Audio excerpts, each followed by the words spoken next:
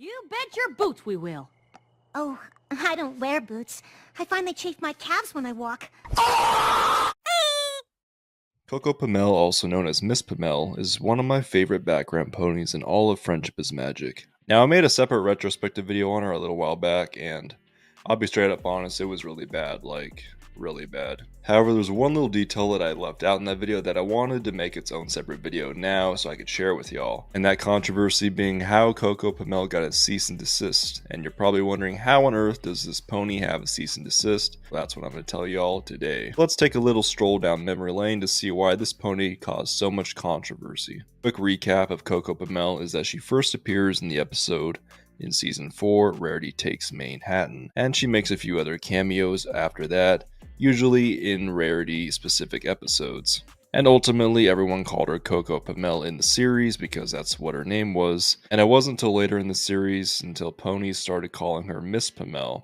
And it seemed harmless enough, just not using the word Coco, but ultimately, people started catching on and were wondering why she was just being referred to as Miss Pommel and not Coco Pommel. And this is all due to something called the Coco Chanel estate, and you may be wondering what on earth is that. Long story short, Coco Chanel was a famous fashion designer of the 1920s and helped shape the fashion industry as a whole even today. And at one point, the Coco Chanel estate learned about Coco Pommel's presence in the show, which is kind of just a play off of words of Coco Chanel herself, and they weren't too happy about it, to say the least. Now, from all my research on this, I never found out if the estate outright copyrighted the word Coco. Instead, they just threatened legal action because they thought it was too close to resemblance to, the fashion designer that's been gone for 50 years. Hasbro, of course, agreed, and I truly think they probably could have fought this one and won, but they, of course, played it safe. This was a time where they were handing out cease and desists like it was candy on Halloween, whether that be a nurse violating the Geneva Conventions or multiple fan games that were shut down because they were too violent.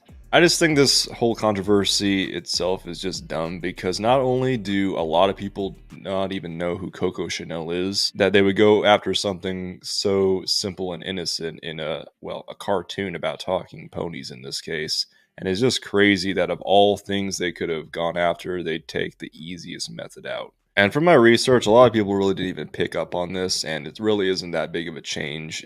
They were just referred to her as Miss Pommel instead of Coco Pommel, and she'll always be Coco Pommel to me. I mean, it's not that big of a difference if they just call her Miss Pommel. It's just the fact that they had to call her a different name for legal reasons just makes this case so much more funny, in my opinion. Back to the Coco Chanel estate for a quick second. There's a little funny bit of story behind this that kind of connects back to me in a hilarious way. So basically, the rapper 24kGoldn made a song about Coco Chanel a few years back, and it constantly mentions the word Coco. Coco Chanel, double C like on the bell. No legal action as far as I could find, and I guess that's completely okay to reference her in a song, but not a show about talking ponies because, well, that makes sense, apparently. And an even funnier twist, I actually made a parody of that song 24kGoldn made and replaced Coco Chanel with Coco Pommel. But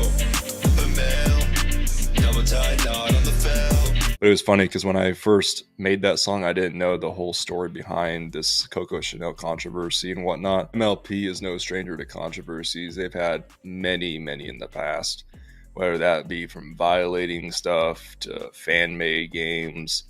The list goes on, and I can make so many of these. It's not as crazy as some of the other controversy videos that I did. Y'all can check some of those out if you'd like. But I just thought this was a kind of a funny little story of like, how many children are going to know who Coco Chanel is? Like, let's be honest here. I didn't even know who she was. I'm guessing a lot of people watching this probably didn't know who she was either. But that's going to be a wrap for this video. I hope you all found it interesting. I thought this was a lot of fun to kind of dive into. All my research that I've done, I couldn't really find a lot of people that talked about this one specifically.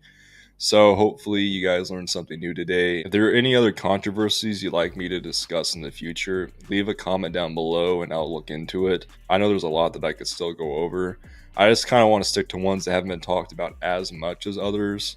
So if you can find like some really specific niche ones that haven't really been talked about that much, let me know, drop a comment, and I'll look into it for sure. Subscribe if you're brand new to the channel. I post stuff like this all the time, talking about a wide range of MLP stuff.